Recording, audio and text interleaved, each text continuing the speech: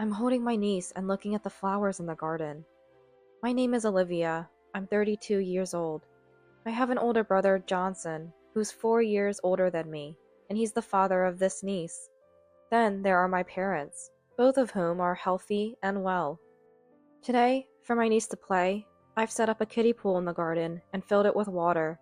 As I gaze at the flowers, I recall an event from 5 years ago. I was 27 and Johnson was 31. One day, Johnson brought a woman home. He met her through a colleague's friend. He wanted to marry her, so he brought her to meet us. Her name was Emma, same age as him. She had a neat and tidy appearance, I remember. She arrived in a white suit. Despite the risk of stains, she wore it impeccably.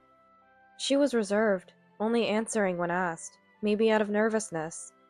Their conversation was safe and bland, about cold hometowns and tasty fish. "What do you like about Johnson?" I asked her. Then, "He's someone I can introduce to anyone without embarrassment," she replied. That struck me as odd. It wasn't about Johnson's personality or anything intrinsic to him. I felt a slight unease that day, which later turned into conviction. Johnson got transferred to Los Angeles right after Christmas. It was a promotion, but then, since it's complicated to have a wedding after the transfer, I want to hold it before moving to Los Angeles. Johnson said, "I prefer to do it after moving to Los Angeles," but Emma countered. It was only April, and he wouldn't leave for LA for another 9 months. Skipping a June wedding for one at Christmas? I was puzzled until she explained, "It'll sound cooler at the wedding to say I'm working in LA. Her priority was boasting. "You could just say you're planning to move to LA next year," my mother suggested. But I want to introduce him as someone already working in LA. It has to be the real Los Angeles. Emma was adamant. What does the real Los Angeles even mean? "Well, the bride is the main character, so let's do it her way." Johnson, being laid back, just went along with it. So they settled on a whirlwind schedule, flying back the day before the wedding and returning to LA right after. That wasn't all. The cost of the wedding fell on us too. The wedding planner suggested, placing a gerbera on each table would be cute, but gerberas look cheap, use roses instead. Emma was adamant, even though we were the ones paying. Her extreme vanity was making me uncomfortable. Then an incident that maximized my unease occurred. The day before the wedding, I got a call from my mom while at work. I never received a call at work before, so I had a bad feeling. And it turned out to be true. "Dad, he's bleeding internally." My mom's trembling voice made my hand holding the phone shake. I went blank. Dad, a self-employed man, never had health checkups. He smoked, drank, was a bit overweight, and didn't exercise much. He was the epitome of unhealthiness. I remembered an article I read. Colon cancer progresses without symptoms. And he's been rushed to the hospital," my mom said over the phone, sounding pale. I couldn't just stay put. I reported to my boss and left work early to rush to the hospital. Seeing my dad sleeping in the hospital bed shocked me. I had imagined it in the taxi, but seeing it in person made my already blank mind go even blanker. My dad's face was white. No, rather, blue. Was he always this pale? Why hadn't he gone for health checkups, or a thorough medical exam? Maybe this could have been prevented. But even with all that, this timing, we had an immediate problem to address. "The wedding is tomorrow," I said to my mom, holding my dad's hand by the bed. At least I had to keep it together. Yes, and it's too late to cancel the venue now. If we would have known this would happen, we could have pushed through with the wedding before moving to LA. Illness comes without warning, especially at a time like this. But it was already the eve of the wedding. My brother must have already boarded the plane. No chance of reaching him by phone. I hurriedly called Emma and explained the situation. "What? Hospitalized?" Emma's voice flipped. "Yes, so we're a bit unsettled," I said, my voice trembling with anxiety. But Emma threw back unbelievable words. Well, it's good he didn't collapse on the day. He can still make it to the wedding, right? What? I doubted my ears for a moment. Not on the day. He can still make it? Why? How does that even make sense? Thinking I hadn't explained properly, I repeated myself. So, my father, today, right now, had to be rushed to the hospital. So, tomorrow? Before I could finish, Emma cut in sharply. What are you talking about?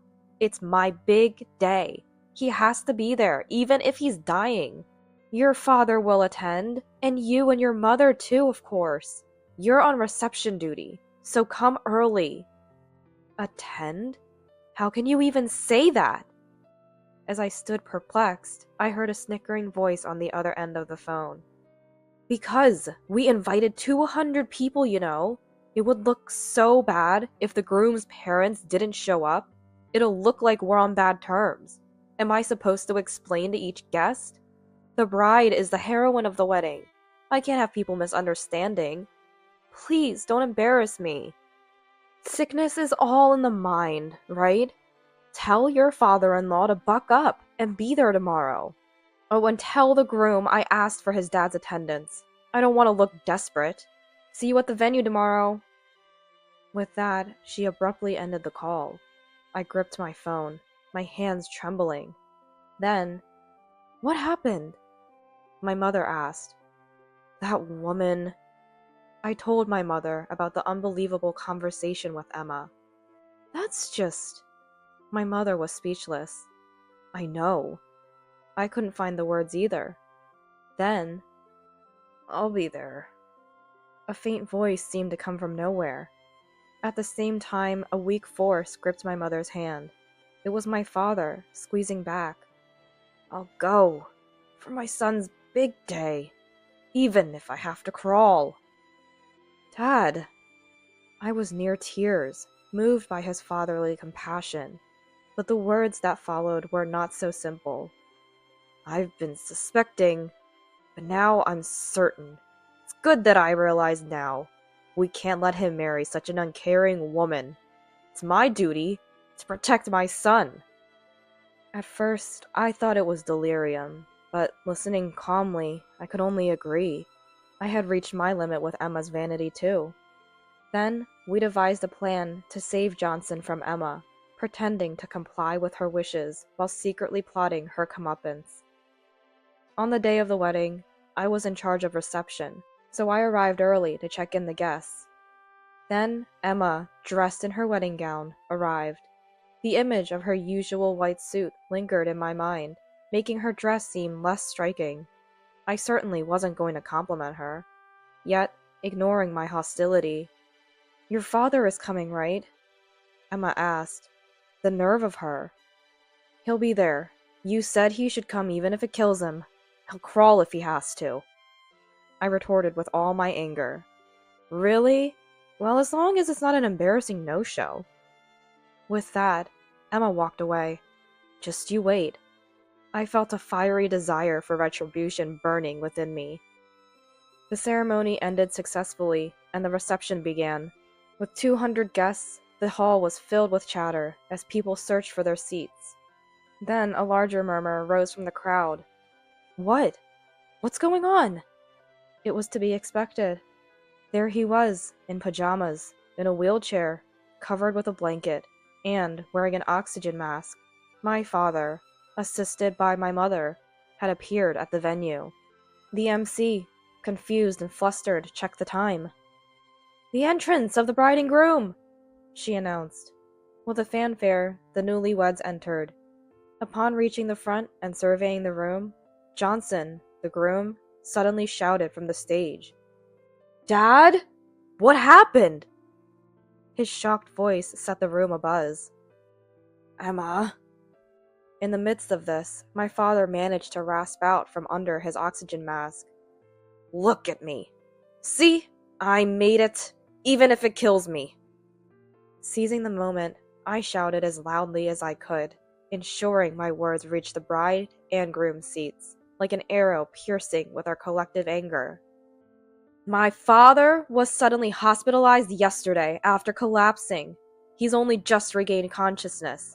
Yet the bride, Emma, insisted he attend, saying it would look bad if the groom's parents are absent. Don't embarrass me. So, this happened. What? Johnson, who knew nothing of this, was speechless. My words had hit their mark. He looked bewildered, his gaze shifting between Emma, me, and my father. Then, "It's okay, Johnson. I have no regrets in my life. Thank you, Mom, for everything." My father whispered faintly, "What's going on, Emma?" Johnson confronted Emma. She stammered, "Wait, hold on. That's not how it—" She turned to look at me. Time to reveal everything Emma said yesterday. "Oh, I forgot to mention. The bride also said this. Don't tell anyone I asked you to get your father-in-law to attend. I don't want to seem desperate." I exaggerated the story with a bit of added drama. "I told you not to say that!" Emma was panicking, and I mocked her. So I said, "She told me not to tell anyone." The sound of my father's oxygen mask, reminiscent of Darth Vader from Star Wars, filled the room as Emma and I glared at each other.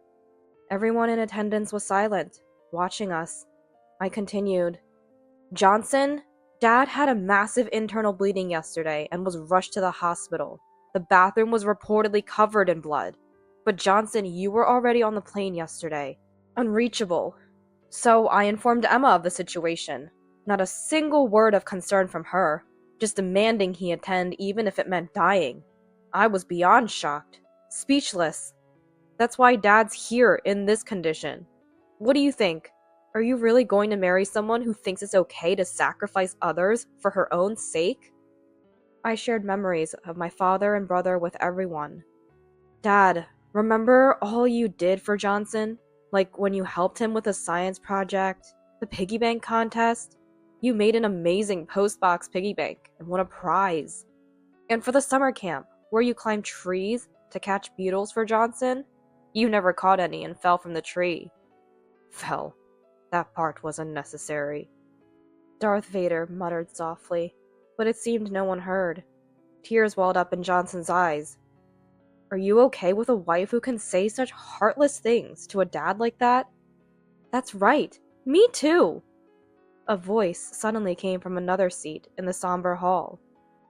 Turning around, I saw a woman, clearly heavily pregnant. "I'm due any day now. Yet Emma told me, come to the wedding no matter what. The bride is the heroine. Don't embarrass me." "What?" Her belly looked like she could give birth at any moment. It must be hard, even sitting down. But it didn't end there. "Me too!" another voice shouted. "I just gave birth a month ago and she said I wasn't sick." The situation spiraled out of control. Then the clincher. "I was just a friend of a friend of a friend, invited to pad the numbers. I hardly even talked to this bride." Even complete strangers were present as attendees. Why has it come to this? Johnson was speechless. "I wanted a big wedding, right? Your company has a lot of people, and it would look good for me too. I did it for you. Asking everyone to attend?" Emma's reasoning seemed completely broken. Then a sharp snap rang out. Looking towards the sound, a woman had slapped Emma's cheek. Emma crumbled to the floor. "That woman! How could you?" It was Emma's mother. "My daughter! She's always been like this. In elementary school, she'd say her dad looked shabby and shouldn't come to school events, always caring about appearances. Threatening to study abroad if her grades didn't improve. It was okay when it was just our family, but now she's troubling others. This is disgraceful." She then turned to us, deeply apologetic. "I'm so sorry for my daughter's behavior. I know sorry isn't enough, but please forgive us." Her mother, able to scold and apologize for her daughter in such a situation, was admirable, unlike Emma. Yet Emma protested. "Why are you embarrassing me in front of everyone? You're my parent." She looked ready to kick her own mother. "Enough!" Johnson restrained the chaotic Emma. "I'm sorry. Really sorry to everyone. And Dad, I'm sorry I didn't know. Johnson began apologizing to everyone. Then, my father took off his oxygen mask. He said calmly, "No worries. I couldn't stand her attitude, and I thought you'd suffer if you married her. What's it called? I even borrowed this Paco Paco." Wait, what? Emma gaped in astonishment. The Paco Paco mask my father referred to was just a plastic mask, not for oxygen inhalation. My mother, who worked part-time at a family restaurant, used these 3D plastic masks.